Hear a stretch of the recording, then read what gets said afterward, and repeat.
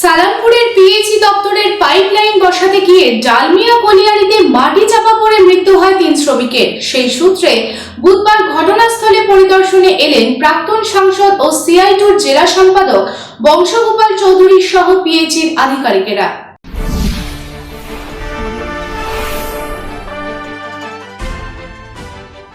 মঙ্গলবার জনস্বাস্থ্য কারিগরি দফতরে জলের পাইপলাইন পাতার কাজ করার সময়ে মাটি ধসে মৃত্যু হয়েছিল 3 জন ঠিকা শ্রমিকের। জখম হয়েছিলেন 2 জন শ্রমিক। পশ্চিম বর্ধমানের সালানপুরের দেন্দুয়া লাগোয়া ডালমিয়া কলিয়ারি এলাকায় এই দুর্ঘটনাটি ঘটে যায়। মৃতের নাম রাজ্জাক শেখ ও রোহিত শেখ। তাদের বাড়ি ঝাড়খণ্ডের সাহেবগঞ্জে। আরেক মৃত নীতিশ পাসওয়ান কুলটির নিউ রোডের বাসিন্দা। আহত 2 জন আসানসোল জেলা হাসপাতালে ভর্তি হন। সেই সূত্রে বুধবার সালানপুরের ডালমিয়া কলিয়ারি এলাকার ঘটনাস্থলে এলেন প্রাক্তন সাংসদ ও সিআইটির জেলা সম্পাদক বংশগোপাল চৌধুরী এবং পিএইচই দপ্তরের ইঞ্জিনিয়ারিং চিফ।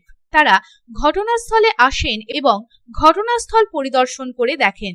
এই বিষয়ে প্রাক্তন সাংসদ ও সিআইটির জেলা সম্পাদক বংশগোপাল চৌধুরী জানান, ঘটনাটি খুবই আশ্চর্যজনক। পিএইচই মাটি পরীক্ষা না করে কিভাবে কাজ করালো সেটাই খতিয়ে দেখা হচ্ছে। সালানপুর থানা এলাকায় কোনো নিরাপত্তার ব্যবস্থা নেই, বেআইনি কাজকর্ম চলছে। পিএইচই ভালো করে কাজ করছে না। 20 লক্ষ টাকা দাবি করা হচ্ছে মৃতের পরিবারদের জন্য। জেলা শাসক, মুখ্য সচিব এবং পিএইচির কাছে বিষয়টি জানানো হয়েছে। যারা দোষী তাদের উপযুক্ত শাস্তির দাবি করা হচ্ছে। আশ্চর্যজনক ব্যাপার, মানে এই পুরো এলাকাটা পুরনো কলিয়ারি ছিল। এটা পিএইচই কেমন করে বিনা মাটি পরীক্ষা করে এখানে কাজে নামালো সেটাই তদন্ত চাওয়া হয়েছে। আজ সকালবেলায় সেটা পাঠিয়েছি ডিএম আর মুখ্য সচিবকে। আর এই এলাকায় সালানপুর থানা এলাকাতে কোনো নিরাপত্তা আমি দেখতে পাচ্ছি না। যখন তখন এই সমস্ত বেআইনি কাজকর্ম এখানে চলছে এবং পিএইচই ঠিকাদারে ভরে গেছে। এই এলাকায় জলের কার্যত কোনো স্কিম ভালো করে হচ্ছে না। ঠিকাদারের হাতে সব ছেড়ে দিয়ে আর কিছু লোককে এইভাবে নিয়ে এসে মৃত্যুর মুখে ফেলে দেওয়া হচ্ছে। আমি 20 লক্ষ টাকা দাবি করেছি এখনই সাময়িকভাবে প্রত্যেক পরিবারের জন্য 20 লাখ টাকা। এবং আমাদের এখানে প্রাক্তন পঞ্চায়েত সমিতির সভানেত্রী আছে, শিপ্রা আছে, আমাদের সিআইটির নেতৃত্ব আছে, অসীম ব্যানার্জি আছে, গণ আন্দোলনের নেতৃত্ব।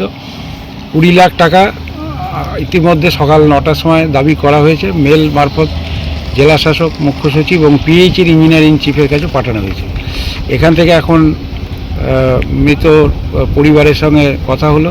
আমরা যাব, ডিএমের অফিসে যাব এবং দেখা করব। ডিএমকে অলরেডি মেসেজ করা হয়েছে এবং এসডিও কালকে এসেছিলেন, আমি শুনেছি। এর পুরো রিপোর্ট চাই। এই বিষয়ে পিএইচই দপ্তরের ইঞ্জিনিয়ার ইন চিফ জানান, মৃতের পরিবারকে যাতে চাকরি দেওয়া হয় তার দাবি জানানো হচ্ছে। আজ জায়গাটির কি পরিস্থিতি তা খতিয়ে দেখা হচ্ছে।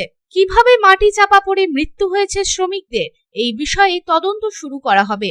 এসেছিলাম যে কি জায়গায় কি পরিস্থিতি হয়েছে না বোঝার চেষ্টা, কারণ আমাদের তো একটা ইনকোয়ারি রিপোর্ট একটা করতে হবে এবং কি কারণ হলো সেটা খতিয়ে দেখতে হবে এবং সেটা দিয়ে আমাদের যা আইন অনুযায়ী যা ব্যবস্থা নেওয়া সেগুলো আমাকে নিতে হবে। সেটা তো আমাদের সরকারি একটা প্রসেসের মধ্যে এগুলো করতে হবে।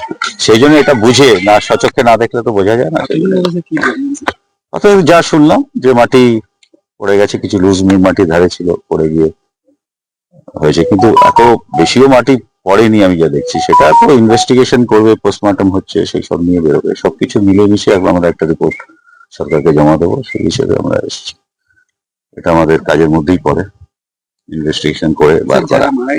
আসানসোল থেকে সন্তোষ মণ্ডলের রিপোর্ট, পাবলিক টাইমস।